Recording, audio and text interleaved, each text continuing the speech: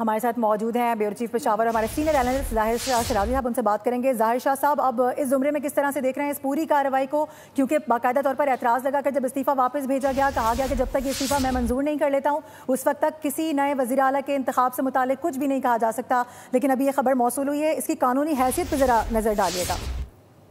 دیکھیے، جہاں تک اس وقت تک کی قانونی صورتحال ہے اور جو کانسٹیٹیوشن کے اندر لکھا ہے آرٹیکل 130 کلاس 8، اس کے مطابق وزیر اعلیٰ اگر استعفیٰ دینا چاہے تو وہ استعفیٰ گورنر کو بھیج سکتا تھا۔ اس کی منظوری اور نامنظوری کے حوالے سے گورنر کے پاس اختیارات نہیں ہے جو اس کانسٹیٹیوشن کی کلاس میں لکھا ہوا ہے۔ دوسرا اگر دیکھیں، اسمبلی کے اجلاس سے پہلے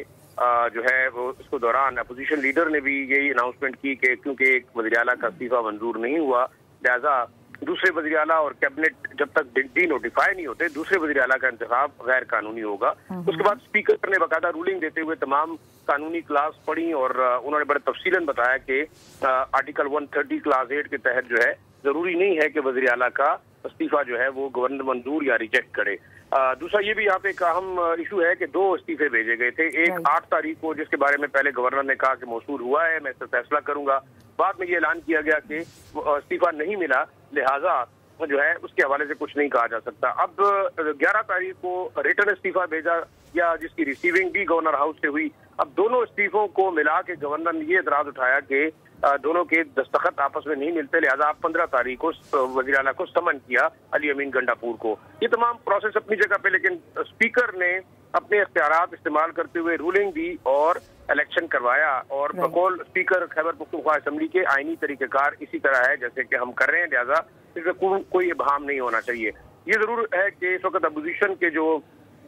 تینوں کینڈیڈیٹس تھے انہوں نے جوائنٹ واک آؤٹ کو، اور یہ میرے خیال میں اسٹریٹجی کا حصہ تھا کیونکہ اپوزیشن کے پاس ممبران کی تعداد صرف 52 ہے اور کسی صورت میں بھی وہ 73 کا جو فگر تھا وہ حاصل نہیں کر سکتے تھے، لہٰذا انہوں نے یہی سمجھا کہ ایک تو اس پروسیس کا بائیک آؤٹ کیا جائے اور دوسرا شاید ایک کوشن بھی رکھا کہ بعد میں اگر یہ لوگ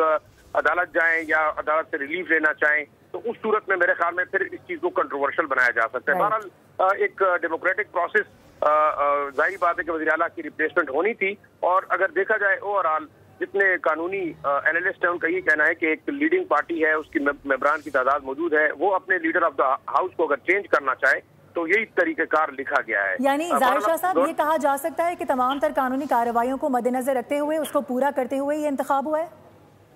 دیکھیں، جو اس وقت تک کی صورتحال ہے وہ تو بالکل ویزیبل نظر آ رہی ہے، اور جو کلاسز پڑھی گئی، اسپیکر جو ہے وہ کسٹوڈین آف دا ہاؤس ہے، وہ کسی بھی پارٹی کے ممبرز اس وقت نہیں ہیں بلکہ وہ ایک انڈیپینڈنٹ ہاؤس رن کریں۔ ان کی اناؤنسمنٹ کے بعد کہ وہ رولنگ دے سکتے ہیں، قانون ٹھیک ہے، پروسیجر ٹھیک ہے، آلریڈی ہم نے اس پہ ڈسکس کیا ہے، ابھی تک تو ٹھیک ہے، لیکن اگر اپوزیشن کے جو ممبران ہیں اگر وہ عدالت جاتے ہیں، عدالت سے رجوع کرتے ہیں، اس سارے پروسیس کو وہ انلیگل قرار دینے کی کوشش کرتے ہیں، بہرحال وہ ایک الگ معاملہ ہوگا، لیکن اب یہ بھی دیکھنا ہوگا کہ آیا یہ معاملہ جو ہے دوبارہ کانسٹیٹیوشنل عدالتوں تک جائے گا یا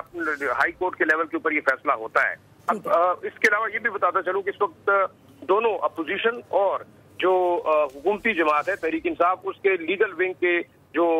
ٹیمیں ہیں وہ ہائی کورٹ کے اندر موجود ہیں، اور وہاں بھی یہ خدشہ شاید ظاہر کیا جا رہا ہے کہ اس انتخاب کے خلاف عدالت سے رجوع کیا جائے گا۔ ٹھیک ہے، عدالت سے رجوع کیا جا سکتا ہے۔ ظاہر شاہ صاحب قطع کلامی کی معذرت۔